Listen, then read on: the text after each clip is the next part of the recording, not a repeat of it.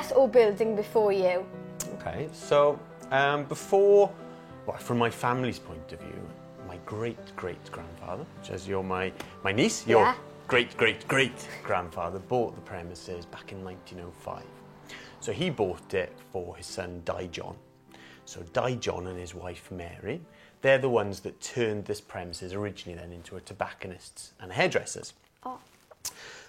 They ran it then until about the 1950s. And in the 1950s, Di John and Mary's son, Reg, took over with his wife, Mair. So Reg and Mair then continued to run it as a tobacconist's and a hairdresser's. There was also a barber's here. So they kept on running it. Then, in about the 1970s, it changed. 1970s, it changed. My grandmother then turned it into a dry food store. So things like organic rice and pulses. She also sold wine. So she sold wine here, and they had like wine evenings. And then my gran retired then in 1986. After that, my dad rented it out. So a few different businesses, not connected with the family. So we had a couple of wine bars. One was called Snifters, one was Cadu Clex. And actually after that, it turned into an Indian restaurant, which I'm sure you probably remember because you were living upstairs. Yeah. Then we were obviously very little, but so an Indian restaurant then. So there was Red Fort and then Shirin Tandoori. They shut in 2013, and then that's when I came in and took over. Where did you get the idea for this shop?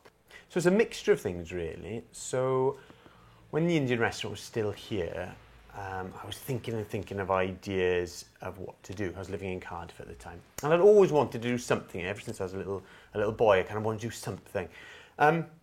So the Indian restaurant closed down and it was empty. So my dad was like, "Well, do you want to do something now or not?"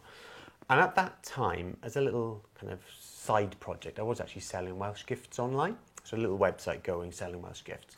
So that was kind of part of it. I already had a good knowledge of different Welsh gifts and different makers. And then I'd started painting a bit of furniture at home as a hobby. So those kind of two ideas, and then perhaps lucky for me, 2 Welsh gift shops had just shut down in Llandilo.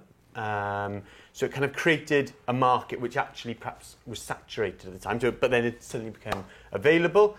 So kind of a blend of, the Welsh gifts, and then I thought chalk paint would work.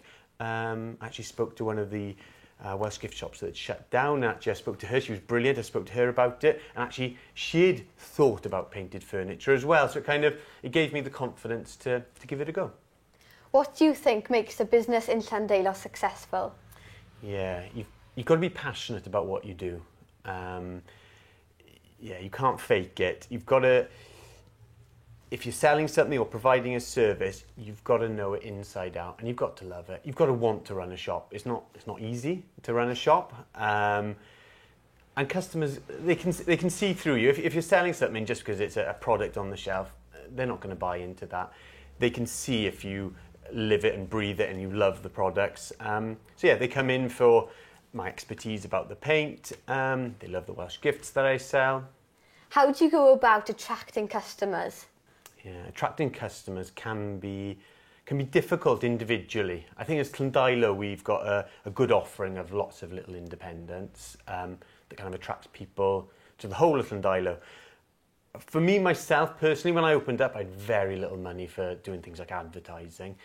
But I was lucky. I won a few awards. They got in newspapers. That helped get publicity about the shop. And then it's customer service. So I paint furniture for people, and actually when I paint furniture or run a course and teach people how to paint, they go and tell their friends. Word of mouth gets around. People do definitely come here to see me, and that in its own way is advertising for me. In 100 years' time, what do you think Llandilo's going to be like? Llandilo, wow. I think a lot will change and a lot will be the same. If you look back at old photos of Llandilo, 100 years ago, actually, it looks very similar. From a retail point of view, I guess if I talk from that point, I think you'll have to focus on things that family and friends can do together. People always want to see each other. People always need to eat and drink.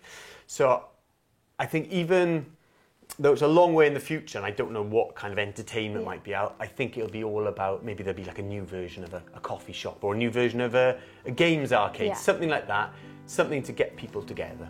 Diolch. Thank you.